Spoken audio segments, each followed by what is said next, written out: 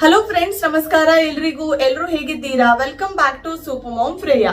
ತುಂಬಾ ಪೋಷಕರಲ್ಲಿ ಕಾಡುವ ಒಂದು ದೊಡ್ಡ ಪ್ರಶ್ನೆ ಏನಂದ್ರೆ, ನಮ್ಮ ಮಕ್ಕಳು ಸರಿಯಾಗಿ ತಿಂತಾ ಇಲ್ಲ, ತುಂಬಾ ವೀಕ್ ಆಗಿ ಕಾಣಿಸ್ತಾ ಇದ್ದಾರೆ, ಏನು ಕೊಟ್ಟರು ಕೂಡ ಅವರ ವೇಟ್ ಗೇನ್ ಆಗ್ತಾ ಇಲ್ಲ, ಏನ್ ಮಾಡ್ಬೇಕು ಅಂತ ಗೊತ್ತಾಗ್ತಾ ಇಲ್ಲ. ಇದೊಂದು ದೊಡ್ಡ ಪ್ರಶ್ನೆ ಇರುತ್ತೆ. ಒಂದು ಟೈಮ್ ಅಲ್ಲಿ ನಂದು ಕೂಡ ಅದೇ ರೀತಿಯ ಒಂದು ವರಿ ಇತ್ತು, ಅದೇ ರೀತಿಯ ಚಿಂತೆ ಇತ್ತು, ಏನ್ ಮಾಡ್ಬೇಕು ಅಂತ ಗೊತ್ತಾಗ್ತಾ ಇರ್ಲಿಲ್ಲ. ಬಟ್ ಇವಾಗ ಒಂದು ನನಗೆ ಸೊಲ್ಯೂಷನ್ ಸಿಕ್ಕಿದೆ, ಏನ್ ಮಾಡ್ಬೇಕು ಅಂತ ಗೊತ್ತಾಗಿದೆ, ಹೇಗೆ ಮಾಡಿದ್ರೆ ಅವರ ವೇಟ್ ಗೇನ್ ಮಾಡಬಹುದು ಅಂತ ಒಂದು ದಾರಿ ಸಿಕ್ಕಿದೆ. ಯಾಕೆಂದ್ರೆ ನನ್ನ ಮಗಳು, ಕೆಲವರಿಗೆ ಗೊತ್ತಿರ್ಬೋದು, ನನ್ನ ಮಗಳಿಗೆ ಇವಾಗ ರೀಸೆಂಟ್ ಆಗಿ 3 ವರ್ಷ ಕಂಪ್ಲೀಟ್ ಆಯ್ತು.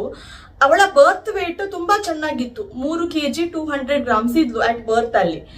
ಅವಳು ಆಲ್ಮೋಸ್ಟ್ 9 ತಿಂಗಳು 10 ತಿಂಗಳು ಆಗ್ತಾ ಬರುವಾಗ 10 kg ರೀಚ್ ಆಗಿದ್ಲು, ವಿಚ್ ವಾಸ್ ಗುಡ್. ನನಗೆ ಸ್ಯಾಟಿಸ್ಫೈ ಇತ್ತು 10 kg. ನಾನು ಸ್ಯಾಟಿಸ್ಫೈ ಇದ್ದೆ, 10 kg ಆಗಿದ್ಲು ಅಲ್ವಾ, ಇನ್ನು ಕೂಡ ಇಂಪ್ರೂವ್ಮೆಂಟ್ ಆಗುತ್ತೆ ಬರ್ತಾ ಅಂತ. ಬಟ್ ಇವಾಗ ನಾನು ಮತ್ತೆ ನನ್ನ ತಲೆಯಿಂದಲೇ ಹೊರಟೋಯ್ತು. ಅಂದ್ರೆ ಒಂದು ರೀತಿಯ ನನಗೆ ತಲೆಯಿಂದಲೇ ಹೋಯ್ತು ಅವಳದು ವೇಟ್ ನೋಡ್ಬೇಕು, ವೇಟ್ ಇಂಪ್ರೂವ್ಮೆಂಟ್ ಆಗ್ಬೇಕು ಅಂತ. ಆಮೇಲೆ ಸ್ಲೋಲಿ ಅವಳು 1 ವರ್ಷ ಆಯ್ತು, 1.5 ವರ್ಷ ಆಗ್ತಾ ಬಂತು, 2 ವರ್ಷ ಹತ್ರ ಬಂತು. ಆದ್ರೂ ಕೂಡ ಅವಳ ವೇಟ್ ಜಾಸ್ತಿ ಆಗ್ತಾ ಇಲ್ಲ. ಆಲ್ಮೋಸ್ಟ್ ಅವಳ 10 kg ಇತ್ತು ಅಲ್ವಾ, ಇವಾಗ 1.5-2 ವರ್ಷ ಆಗುವಾಗ ಆಲ್ಮೋಸ್ಟ್ ಸ್ವಲ್ಪನೇ ಗ್ರಾಮ್ಸ್ ಮಾತ್ರ ಜಾಸ್ತಿ ಆಗಿದೆ. ಒಂದು 10.5-11 kg ಹತ್ರ ಅಷ್ಟೇ ಇದೆ, ಜಾಸ್ತಿ ಏನು ಇಂಪ್ರೂವ್ಮೆಂಟ್ ಕಾಣ್ಲಿಲ್ಲ. ಜೊತೆಗೆ ನೋಡ್ಲಿಕ್ಕೆ ಕೂಡ ಅವಳ ಹೈಟ್ ಸ್ವಲ್ಪ ಜಾಸ್ತಿ ಆಗಿದೆ, ನೋಡೋಕೆ ವೀಕ್ ಕಾಣ್ತಾ ಇದ್ದಾಳೆ. ಬಟ್ ಫಿಸಿಕಲಿ ಅವಳು ತುಂಬಾ ಆಕ್ಟಿವ್ ಇದ್ಲು, ಒಂದು ಕಡೆ ಕುತ್ಕೊಳ್ತಾ ಇರ್ಲಿಲ್ಲ, ಎಲ್ಲ ಬೇಕಿತ್ತು, ಮಾತಾಡೋಕೆ ತುಂಬಾ ಕೂಡ ಶುರು ಮಾಡಿದ್ಲು. ಬಟ್ ಅವಳು ಫಿಸಿಕಲಿ ನೋಡೋಕೆ ತುಂಬಾ ವೀಕ್ ಆಗಿ ಕಾಣ್ತಾ ಇತ್ತು, ಇನ್ನು ಕೂಡ ಸಣ್ಣ ಮಗು ತರನೇ ಅಷ್ಟೇ ವೇಟ್ ಇತ್ತು. ಆವಾಗ ನಮ್ಗೆ ಸ್ವಲ್ಪ ನನ್ಗೆ ಒಂದು ರೀತಿ ಆಯ್ತು, ಏನಪ್ಪ ಇನ್ನು ವೇಟ್ ಗೇನ್ ಆಗ್ತಾ ಇಲ್ಲ, ಏನ್ ಮಾಡೋದು ಅಂತ ಗೊತ್ತಾಗ್ತಾ ಇಲ್ಲ. ತಿನ್ನೋಕೆ ಎಲ್ಲ ಪರವಾಗಿಲ್ಲ, ನಾವೇನು ಮನೆಯಲ್ಲಿ ಮಾಡಿದ್ದೆ ಅದೇ ತಿಂತಿದ್ಲು. ಬಟ್ ಅದು ಕೂಡ ಅವಳಿಗೆ ಸಾಕಾಗ್ತಾ ಇರ್ಲಿಲ್ಲ ಏನ್ಬೇಕು. ಯಾಕೆಂದ್ರೆ ನಮ್ಗೆ ಇಲ್ಲಿ ಇಯರ್ಲಿ ಹೆಲ್ತ್ ಚೆಕಪ್ ಇರುತ್ತೆ ಮಕ್ಕಳನ್ನು ಕರ್ಕೊಂಡು ಹೋಗ್ಲಿಕ್ಕೆ.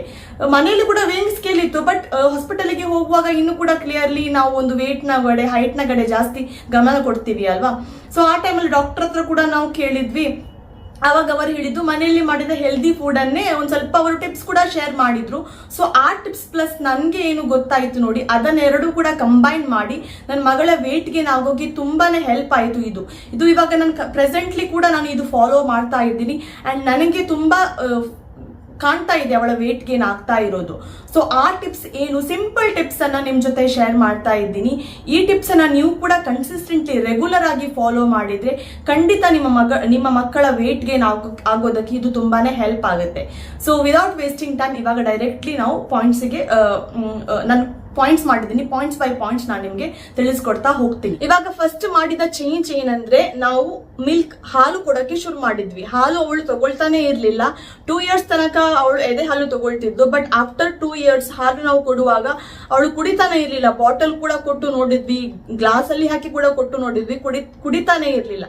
ಅದಕ್ಕೆ ನಾವು ಏನ್ ಮಾಡಿದ್ವಿ ಅಂದ್ರೆ, ಅವಳಿಗೆ ಬನಾನಾ, ಬಾಳೆಹಣ್ಣು ತುಂಬಾನೇ ಫೇವರಿಟ್ ಇತ್ತು, ಅದಕ್ಕೆ ಬನಾನಾ ಮಿಲ್ಕ್ ಶೇಕ್ ಮಾಡೋಕೆ ಶುರು ಮಾಡಿದ್ವಿ.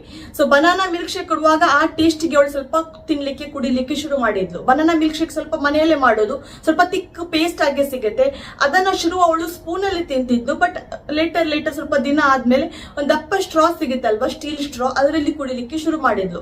ಬಟ್ ಇವಾಗ ಅವಳು ಬನಾನಾ ಮಿಲ್ಕ್ ಶೇಕ್ ತಗೊಳ್ತಾ ಇಲ್ಲ, ಡೈರೆಕ್ಟ್ ಮಿಲ್ಕ್ ಸ್ವಲ್ಪ ನಾನು ಬೆಲ್ಲ ಹಾಕಿ ಕೊಡ್ತೀನಿ, ಅದೇ ಅವಳು ಕುಡಿತಾಳೆ. ಬನಾನಾ ಅವಳು ಹೀಗಿನ ಡೈರೆಕ್ಟ್ ಆಗಿ ಇಡಿಯಾಗಿ ತಿಂತಾಳೆ. ಬನಾನಾ ಕೂಡ ಒಂದು ತುಂಬಾ ಒಳ್ಳೆ ಫ್ರೂಟ್, ಡೈಲಿ ಅವಳು ಬನಾನಾ ತಿಂತಾಳೆ. ಬನಾನಾ ತುಂಬಾ ಒಳ್ಳೆ ಒಂದು ಫ್ರೂಟ್, ಹೆಲ್ದಿ ವೇಟ್ ಗೇನ್ ಆಗ್ಲಿಕ್ಕೆ. ಇದರಲ್ಲಿ ಒಳ್ಳೆಯ ಪ್ರಮಾಣದ ಕಾರ್ಬೋಹೈಡ್ರೇಟ್ ನ ಅಂಶ ಇದೆ, ಇನ್ಸ್ಟೆಂಟ್ ಆಗಿ ಎನರ್ಜಿ ಸಿಗುತ್ತೆ, ಕ್ಯಾಲರಿ ಅಂಶ ಒಳ್ಳೆ ಇದೆ. ಇದು ತುಂಬಾನೇ ಹೆಲ್ಪ್ ಆಗುತ್ತೆ ಮಕ್ಕಳ ವೇಟ್ ಗೇನ್ ಆಗ್ಲಿಕ್ಕೆ. ಸೊ ಬನಾನಾ ಕೂಡ ನಾವು ಡೈಲಿ ಕೊಡಕ್ಕೆ ಶುರು ಮಾಡಿದ್ವಿ. ಬನಾನಾ ಅವಳು ಮೊದಲಿಂದಲೂ ಕೂಡ ತಿಂತಾ ಇದ್ಲು. ಬಟ್ ನಾವು ವೇಟ್ ಗೇನ್ ಯಾವಾಗ ಒಂದು ಸ್ಟ್ರಿಕ್ಟ್ ಆಗಿ ಫಾಲೋ ಮಾಡ್ಲಿಕ್ಕೆ ಒಂದು ಡಯಟ್ ಶುರು ಮಾಡಿದ್ವಿ ಅಲ್ವಾ, ಬನಾನಾ ಕೂಡ ಡೈಲಿ ಅವಳ ಡಯಟ್ ಅಲ್ಲಿ ಇದೆ. ಜೊತೆಗೆ ಡೈಲಿ 1 ಗ್ಲಾಸ್ ಮಿಲ್ಕ್ ತಗೊಳ್ತಾಳೆ ಅವಳು, ಒಂದೇ ಗ್ಲಾಸ್ ಡೈಲಿ. ಅವಳು ಇವಾಗ 3 ವರ್ಷ ಆಯ್ತು. ಸೊ ಡೈಲಿ ಅವಳು 1 ಗ್ಲಾಸ್ ವಾರ್ಮ್ ಮಿಲ್ಕ್ ತಗೊಳ್ತಾ ಇದ್ದಾಳೆ. ಜೊತೆಗೆ ಇನ್ನೊಂದು ನಾವು ಏನ್ ಚೇಂಜ್ ಮಾಡಿದ್ವಿ ಅಂದ್ರೆ, ಕಾರ್ಬೋಹೈಡ್ರೇಟ್ ನ ಅವಳ ಡಯಟ್ ಅಲ್ಲಿ ಜಾಸ್ತಿ ಮಾಡಿದ್ವಿ. ಮುಂಚೆ ಏನ್ ಮಾಡ್ತಿದ್ವಿ ಅಂದ್ರೆ, ಅವಳು 2 times ಅನ್ನ ತಿಂತಿದ್ಲು, ಮಧ್ಯಾಹ್ನ ಒಂದ್ಸಲ, ರಾತ್ರಿ ಒಂದ್ಸಲ. ಬಟ್ ಕೆಲವೊಂದ್ಸಲ ಕಡಿಮೆ ತಿಂತಿದ್ಲು, ಕೆಲವೊಂದ್ಸಲ ಮೇ ಬಿ ಸ್ವಲ್ಪ ಜಾಸ್ತಿ ತಿಂತಿದ್ಲು, ಡಿಪೆಂಡ್ ಆಗ್ತಾ ಇತ್ತು. ಅಷ್ಟು ಏನು ಸ್ಟ್ರಿಕ್ಟ್ ಇರ್ಲಿಲ್ಲ. ಬಟ್ ಇವಾಗ ಸ್ಟ್ರಿಕ್ಟ್ ಆಗಿ ಅವಳು ಎಷ್ಟು ತಿಂತಾ ಇದ್ದಾಳೆ ಅಂತ ನಮ್ಗೆ ಒಂದು ಐಡಿಯಾ ಇದೆ ಅಲ್ವಾ, ಅದಕ್ಕಿಂತ ಕಡಿಮೆ ತಿನ್ಬಾರ್ದು, ಅದಕ್ಕಿಂತ ಜಾಸ್ತಿ ತಿಂದ್ರು ಪರವಾಗಿಲ್ಲ. ಬಟ್ ಆ ಒಂದು ಕ್ವಾಂಟಿಟಿಯಲ್ಲಿ ಅವಳೊಂದು ಅನ್ನ ತಿಂತಾಳೆ. ಅನ್ನ ಅನ್ನಕ್ಕೆ ಕೊಡುವಾಗ ಸ್ವಲ್ಪ ನಾನು ತುಪ್ಪ ಮಿಕ್ಸ್ ಮಾಡಿ ಕೊಡ್ತೀನಿ. ಇವಾಗ ಕಾರ್ಬೋಹೈಡ್ರೇಟ್ ಅಂತ ಹೇಳುವಾಗ ದೋಸೆ ಬರುತ್ತೆ, ಚಪಾತಿ ಬರುತ್ತೆ. ದೋಸೆ ಅವಳದು ಫೇವ್ರೇಟ್. ಸೊ ಡೈಲಿ ದೋಸೆ ಕೊಟ್ಟರು ಕೂಡ ಅವಳು ತಿಂತಾಳೆ. ಸೊ ಅದಕ್ಕೆ ತುಪ್ಪ ದೋಸೆ ಸಾಫ್ಟ್ ಆಗಿ ದೋಸೆ ಮಾಡಿ ಅದಕ್ಕೆ ಸ್ವಲ್ಪ ತುಪ್ಪ ಸ್ಪ್ರೆಡ್ ಮಾಡಿ ಕೊಟ್ರೆ ಅದು ಕೂಡ ತುಂಬಾ ಸಾಫ್ಟ್ ಆಗಿ, ತುಪ್ಪ ಕೂಡ ತುಂಬಾ ಒಳ್ಳೇದು ವೇಟ್ ಗೇನ್ ಆಗೋಕೆ, ಹೆಲ್ದಿ ಫ್ಯಾಟ್ ಇದೆ, ಡೈಜೆಷನ್ಗೆ ಜೀರ್ಣಕ್ರಿಯೆಗೆ ಕೂಡ ತುಪ್ಪ ಹೆಲ್ಪ್ ಮಾಡುತ್ತೆ, ಇಮ್ಯುನಿಟಿ ಕೂಡ, ರೋಗ ನಿರೋಧಕ ಶಕ್ತಿ ಕೂಡ ಇಂಪ್ರೂವ್ ಮಾಡುತ್ತೆ ಮಕ್ಕಳಲ್ಲಿ. ಸೊ ಅದಕ್ಕೆ ತುಪ್ಪ ದೋಸೆ ಮಾಡ್ತಿ ಕೊಡ್ತಾ ಇದ್ವಿ. ಇವಾಗ್ಲೂ ಕೂಡ ತಿಂತಾ ಇದ್ದಾಳೆ ಅವಳು. ಚಪಾತಿ ಕೂಡ ಸಾಫ್ಟ್ ಚಪಾತಿ ಮಾಡಿ ಕೊಟ್ರೆ ಅದರ ಮೇಲೆ ತುಪ್ಪ ಹಾಕಿ ಕೊಟ್ರೆ ಅದು ಕೂಡ ಅವಳಿಗೆ ತುಂಬಾ ಇಷ್ಟ. ಜೊತೆಗೆ ಕಾರ್ಬೋಹೈಡ್ರೇಟ್ ಅಂತ ಹೇಳುವಾಗ ರೈಸ್, ಅನ್ನ, ನಾವು ಯೂಶಲಿ ಬಾಯ್ಲ್ಡ್ ರೈಸ್, ಕುಚಲಕ್ಕಿ ಅಂತ ಹೇಳ್ತೇವೆ ಅಲ್ವಾ. ಸೊ ಆ ರೈಸ್ ಅನ್ನ ಜಾಸ್ತಿ ಯೂಸ್ ಮಾಡೋದು, ಅದು ತುಂಬಾ ಹೆಲ್ದಿ ಆಪ್ಷನ್ ಅಂತ ಹೇಳ್ತಾರೆ ವೈಟ್ ರೈಸ್ ಗಿಂತ. ಸೊ ಮಧ್ಯಾಹ್ನ ಮತ್ತೆ ರಾತ್ರಿ ಅವಳು ಕುಚಲಕ್ಕಿ ತಿಂತಾಳೆ, ಬಾಯ್ಲ್ಡ್ ರೈಸ್. ಅದಕ್ಕೆ ಸ್ವಲ್ಪ ನಾವು ತುಪ್ಪ ಹಾಕಿ ತೊಗರಿ ಬೇಳೆ ಸಾರು ಅಥವಾ ಎಗ್, ಮೊಟ್ಟೆ ಕೂಡ ತಿಂತಾಳೆ. ಅದೆಲ್ಲ ಮಿಕ್ಸ್ ಮಾಡಿ ಅವಳು ಒಂದು ಕಂಪ್ಲೀಟ್ ಅವಳದು ಒಂದು ಮಧ್ಯಾಹ್ನದ್ದು ಡಯಟ್ ಆಗುತ್ತೆ. ಸೊ ಸೆಕೆಂಡ್ ನಾವು ಇನ್ಕ್ಲೂಡ್ ಮಾಡಿದೇನಂದ್ರೆ ಇನ್ಕ್ರೀಸ್ ಕಾರ್ಬೋಹೈಡ್ರೇಟ್, ಅನ್ನ, ದೋಸೆ, ಚಪಾತಿ ಅಂದ್ರೆ ಗೋಧಿ, ರೈಸ್, ಆ ರೀತಿ ಎಲ್ಲ ನಾವು ಕಾರ್ಬೋಹೈಡ್ರೇಟ್ ನ ಅಂಶ ಸ್ವಲ್ಪ ಅವಳ ಡಯಟ್ ಅಲ್ಲಿ ಜಾಸ್ತಿ ಮಾಡಿದ್ವಿ. ಮೂರನೇ ಚೇಂಜಸ್ ಏನ್ ಮಾಡಿದ್ವಿ ಅಂದ್ರೆ ಎಗ್, ಮೊಟ್ಟೆ. ನಾವು ನಾನ್ ವೆಜಿಟೇರಿಯನ್ ಆಗಿರೋದ್ರಿಂದ ನಾವು ಮೀನು, ಎಗ್ ಎಲ್ಲ ತಿಂತೀವಿ. ಸೊ ಅದಕ್ಕೆ ಅವಳಿಗೆ ಡೈಲಿ 1 ಅಥವಾ 2 ಮೊಟ್ಟೆ ಅವಳು ತಿಂತಾಳೆ. ಅಂದ್ರೆ ನಾವು ಶುರುವಿಗೆ ಅವಳು ಅಷ್ಟು ಇಷ್ಟಪಟ್ಟು ತಿಂತಿರ್ಲಿಲ್ಲ. ನಾವು ಸ್ವಲ್ಪ ಸಾಫ್ಟ್ ಅಂದ್ರೆ ಸ್ಕ್ರಾಂಬಲ್ಡ್ ಎಗ್ ಬುರ್ಜಿ ಅಂತ ಹೇಳ್ತೇವೆ ಅಲ್ವಾ, ಸ್ವಲ್ಪ ತುಪ್ಪ ಹಾಕಿ ಅಥವಾ ಸ್ವಲ್ಪ ಬಟರ್ ಹಾಕಿ, ಅನ್ಸಾಲ್ಟೆಡ್ ಬಟರ್ ಹಾಕಿ, ಅಂದ್ರೆ ಬೆಣ್ಣೆ ಹಾಕಿ ಸಾಫ್ಟ್ ಮಾಡಿ ಸ್ಕ್ರಾಂಬಲ್ಡ್ ಎಗ್ ಬುರ್ಜಿ ಮಾಡಿ ಕೊಡ್ತಿದ್ವಿ. ಸೊ ಅದು ಅವಳು ತಿನ್ಲಿಕ್ಕೆ ಶುರು ಮಾಡಿದ್ದು ಡೈಲಿ. ಇವಾಗ 1 ರಿಂದ 2 ಮೊಟ್ಟೆ ಅವಳು ಡೈಲಿ ತಿಂತಾಳೆ. ಮೊಟ್ಟೆಯಲ್ಲಿ ಹೈ ಪ್ರೋಟೀನ್ ಅಂಶ ಇದೆ.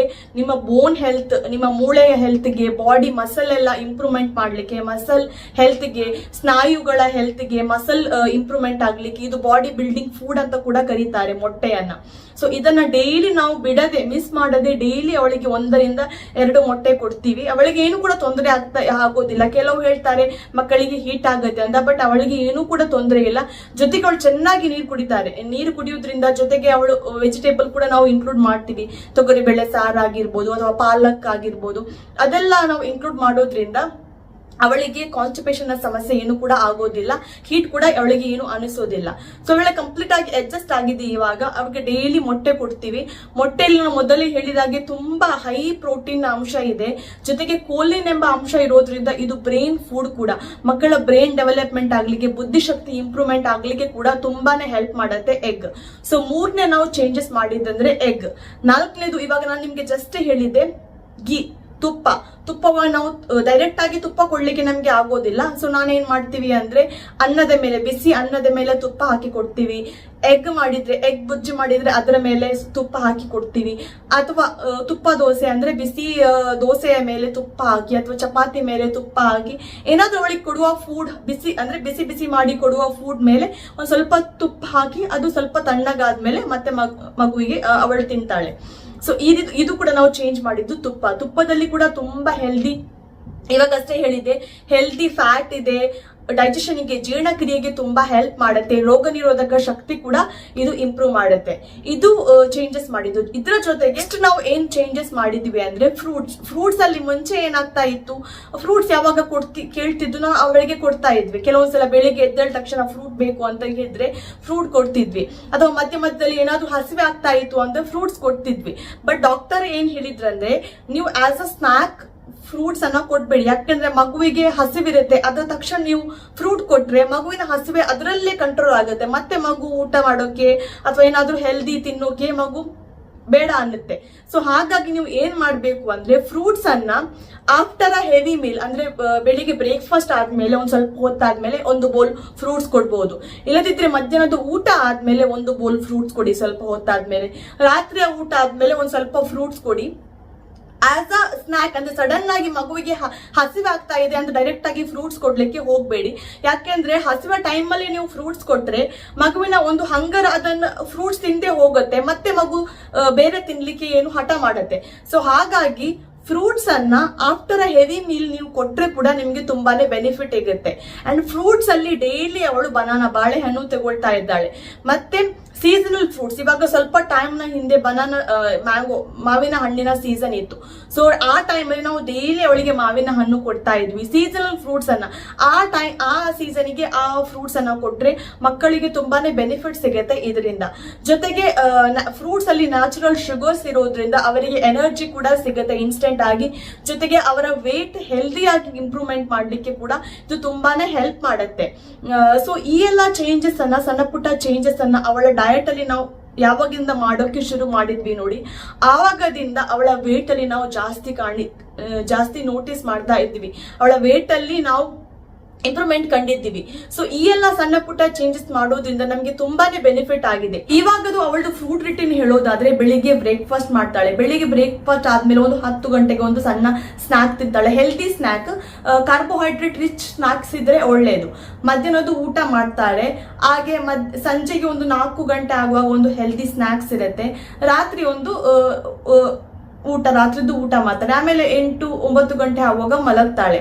ನಿಮ್ಗೆ ಕಂಪ್ಲೀಟ್ ಆಗಿ ಡೀಟೇಲ್ಡ್ ಅವಳು ಫುಡ್ ರೂಟೀನ್ ಬೇಕಿದ್ದನ್ನು ಖಂಡಿತ ಬರುವ ವಿಡಿಯೋದಲ್ಲಿ ಶೇರ್ ಮಾಡ್ತೀನಿ, ಯಾವ ಎಲ್ಲ ಚೇಂಜಸ್ ಅನ್ನು ಮಾಡಿದ್ದೀನಿ ಅಂತ. ಮೇನ್ಲಿ ನಾನು ಇವತ್ತು ಏನೆಲ್ಲ ಶೇರ್ ಮಾಡಿದ್ದೆ ಅಲ್ವಾ, ಅದನ್ನೇ ನಾನು ಅವಳ ಡಯಟ್ ಅಲ್ಲಿ ಇನ್ಕ್ಲೂಡ್ ಮಾಡಿದ್ದೀನಿ. ಅಂಡ್ ತುಂಬಾ ಡಿಫ್ರೆನ್ಸ್ ನಾನು ಕಂಡಿದ್ದೀನಿ. ಸೊ ಫ್ರೆಂಡ್ಸ್, ನಿಮ್ಗೆ ಈ ವಿಡಿಯೋ ಇಷ್ಟ ಆಯ್ತು, ಹೆಲ್ಪ್ಫುಲ್ ಆಯ್ತು ಅಂತ ಅನ್ಕೊಂತೀನಿ. ಇಷ್ಟು ಹೇಳ್ತಾ ಇವತ್ತಿನ ವಿಡಿಯೋವನ್ನ ಎಂಡ್ ಮಾಡ್ತಾ ಇದ್ದೀನಿ. Thank you so much for watching. ಧನ್ಯವಾದಗಳು.